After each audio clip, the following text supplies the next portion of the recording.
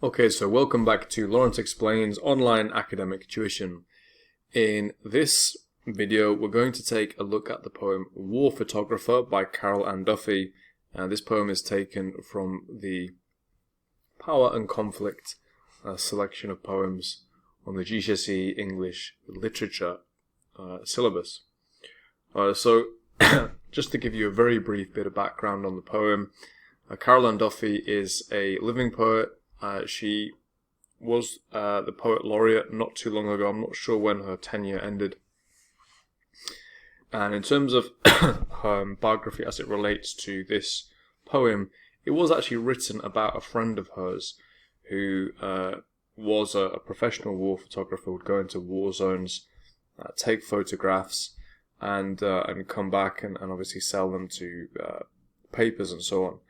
And so this was a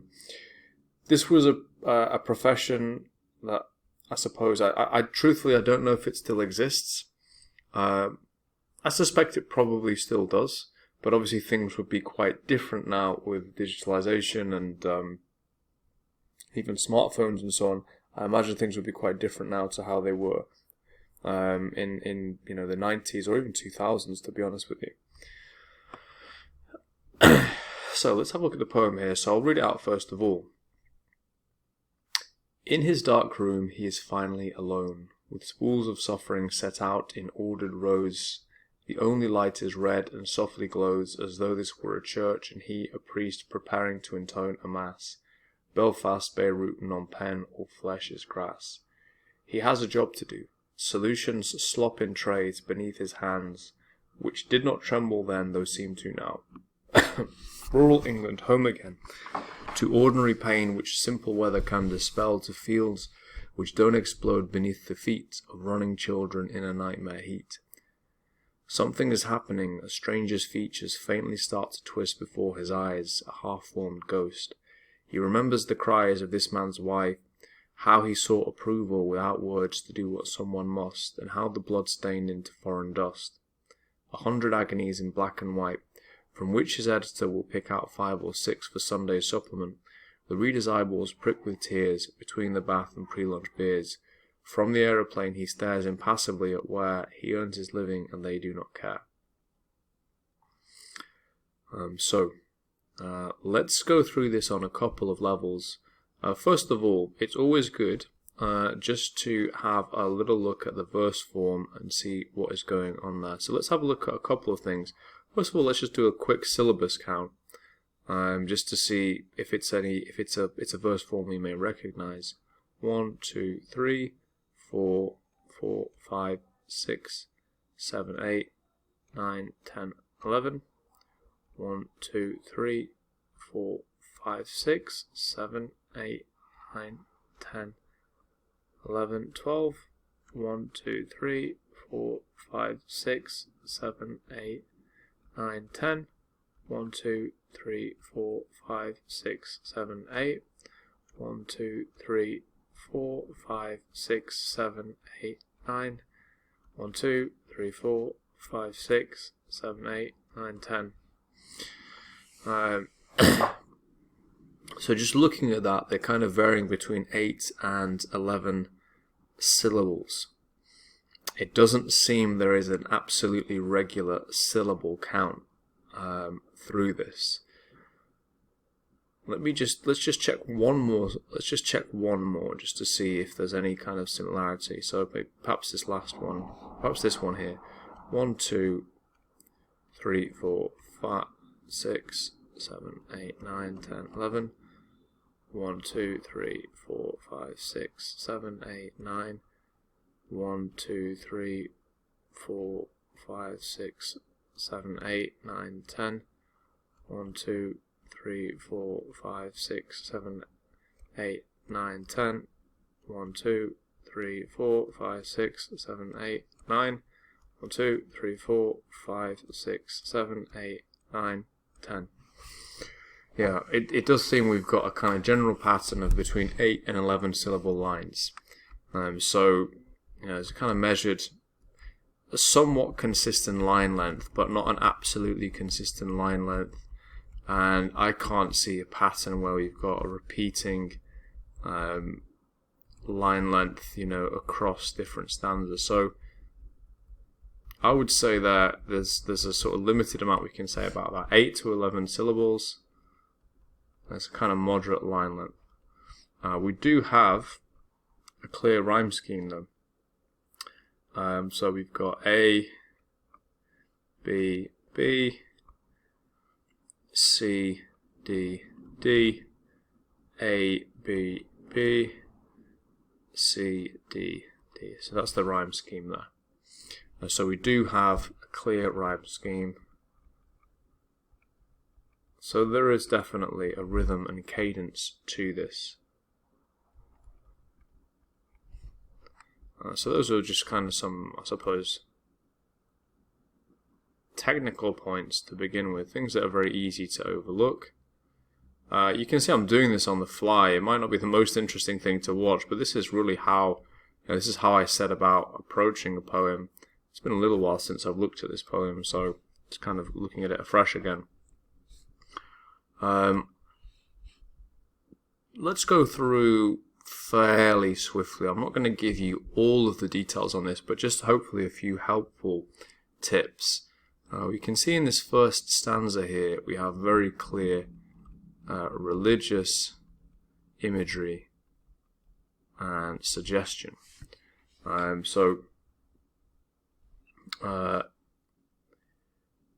the bottom here, the only light, well, in the middle section here, the only light is red and softly glows, as though this was a church and he a priest preparing to intone a mass. All flesh is grass. So we've got this quote. It's a biblical quote. I need to double check the reference there. Quotation. I'm just going to check it now. Okay, the quote is from Isaiah. Okay, just as a point of, it's an Old Testament quote, so it's, the first book in the Bible. So we have this religious idea that we basically all fall back to the dirt and the grass, a bit like in The Lion King, where, I forget, there's a scene where it says, the antelope fall into grass and they become grass, or the lions fall into the grass and they become grass, and the antelopes eat the grass and the lions eat the antelope. So this is a kind of idea, it's a kind of humble aspect of being a human being. You do eventually you're dead and buried. And he specifically references several war zones here, very well-known war zones, Belfast, Beirut, and Phnom Penh. Or she references them rather.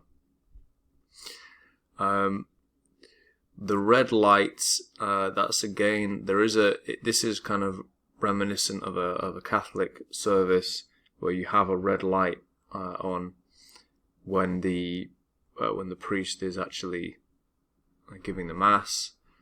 We also have this conflict as well between the suffering, the kind of spools of suffering, and then the ordered rows. So he's in this developing room, the dark room, so where the photographer does his development, and it's this weird contrast and juxtaposition between the suffering and the chaos that is being developed, and the orderly, organized way he's just, getting out each slide, putting it in the tray, getting the films out, getting the development liquid, etc. It's a kind of scientific process, which is a little bit strange when you think about what is actually being captured. And so that's a point that is made there. But generally that first stanza is there's quite a bit of religious iconography. Or religious imagery, I should say. He has a job to do. Solutions slop in trays beneath his hands, which did not tremble then, but those seem to now. Obviously, we can kind of see this is a sort of PTSD.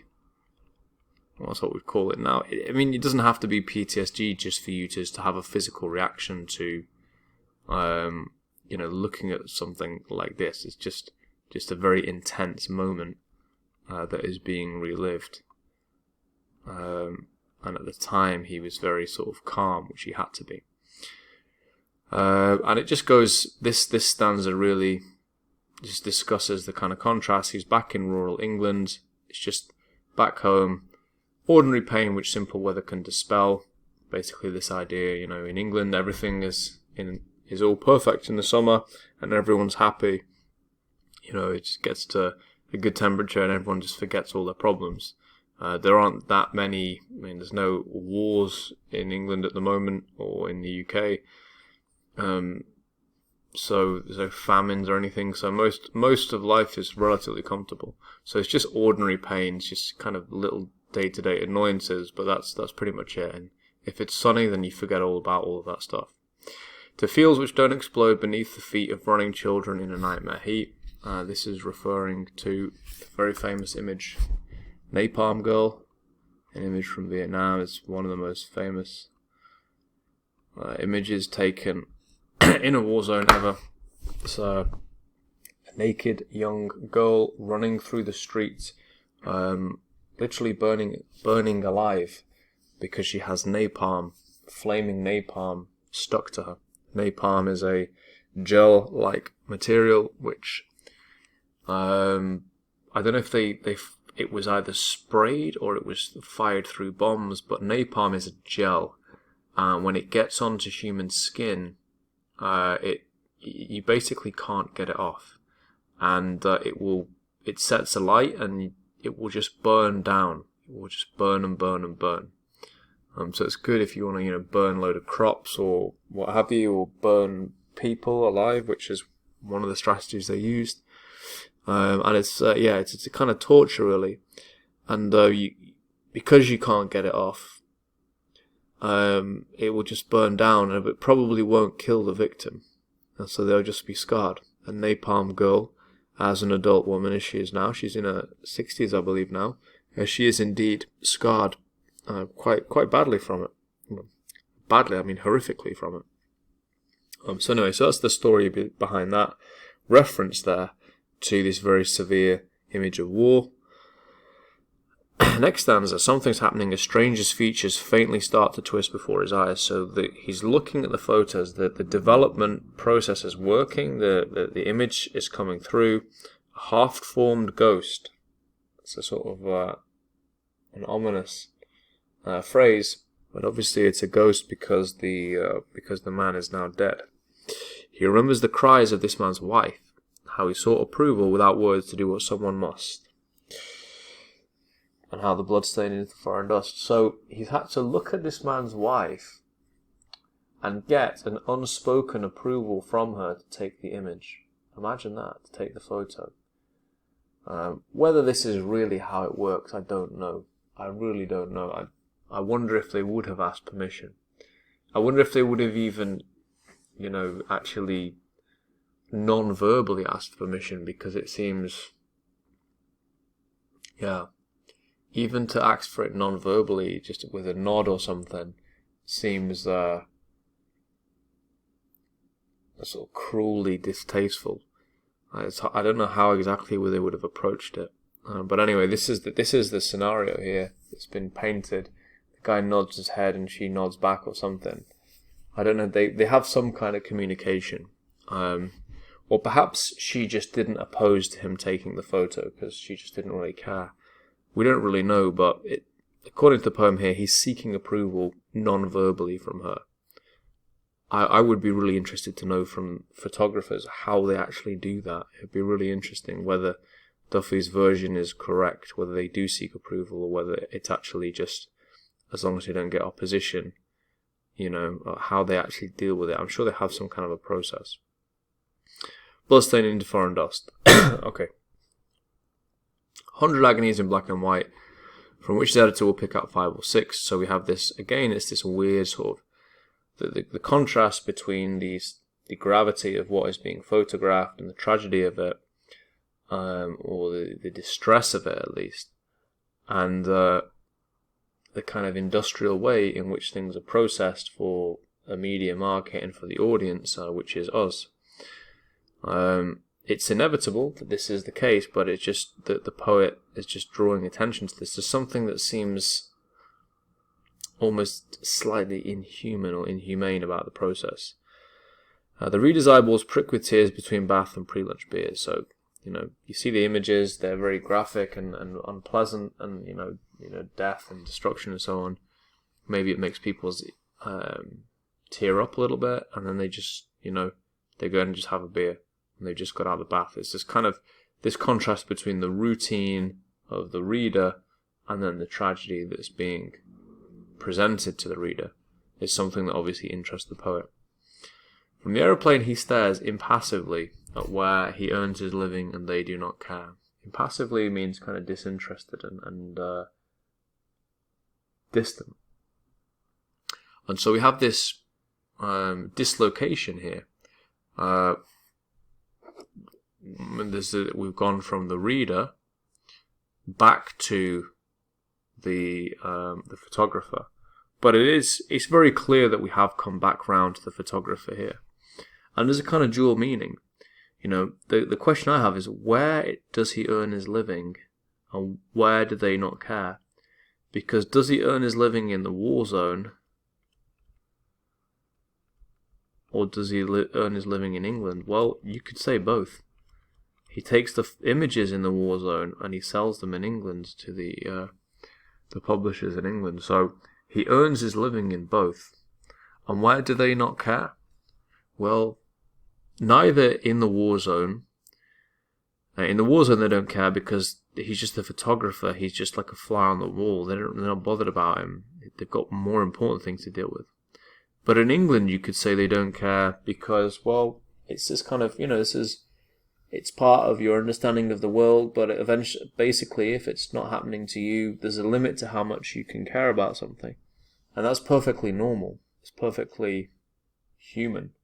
And we cannot take on the burden of the entire world. It is just not possible. Certainly not materially and not even psychologically. So it is also true that, the audience doesn't care that much. They might care a little bit for a few seconds, or they might just, as actually tends to happen, is the more of the stuff you see and read, the more of it you can become numb to it, or sometimes you can start to not engage because it becomes too much.